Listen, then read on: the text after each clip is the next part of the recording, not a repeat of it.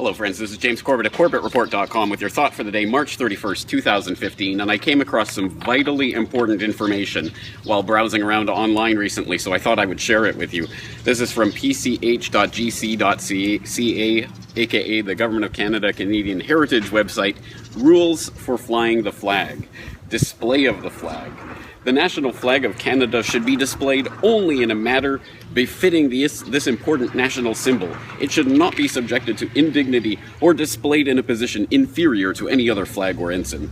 The national flag always takes precedence over all national flags when flown in Canada. The only flags to which precedence is given over the Canadian flag are the personal standards of members of the royal family and of Her Majesty's blah blah blah. Oh, oops.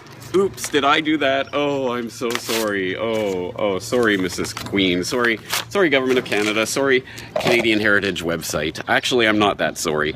I'm not that angry either. I'm not angry at the people who are brainwashed enough to believe this, the 30 million or so Canadians and the 7 billion or so assorted people around the world who are brainwashed enough to believe in the most destructive, violent, tenacious, bloody, tyrannical cult that has ever been known in the history of humankind. I am referring, of course, to the cult of statism.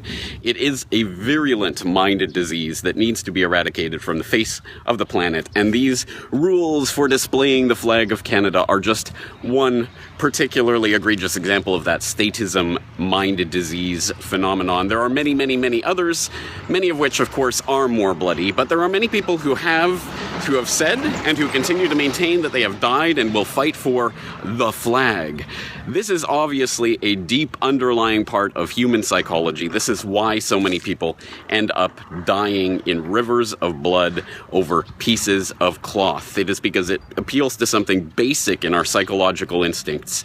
And it is disgusting, but it is what it is. And we have to understand that everything about the trappings of these elections and these figures up on the stage and the leaders and the alpha male psychology, all of this is deeply well understood by the people who have created this system in order to get people to go along with the bloodshed and the slaughter and the violence and the guns to the head that is all of these ridiculous pieces of laws, rules, regulations, and other restrictions that are placed on otherwise free human beings. Now, I'm not expecting this to collapse overnight. As I say, there's a lot of psychology behind this. I'll throw some of the links in the show notes. And of course, this does play into the stupid left-right political paradigm in a lot of different ways. There are studies that show that just one exposure to the American flag is more likely to make American voters vote for the Republican Party. The Canadian flag is red and white as a part of a historical phenomenon. Look up the Great Canadian Flag Debate and learn about how the Liberal Party engineered it so it looks suspiciously like the Liberal Party colors and all of those types of ridiculous left-right shenanigans.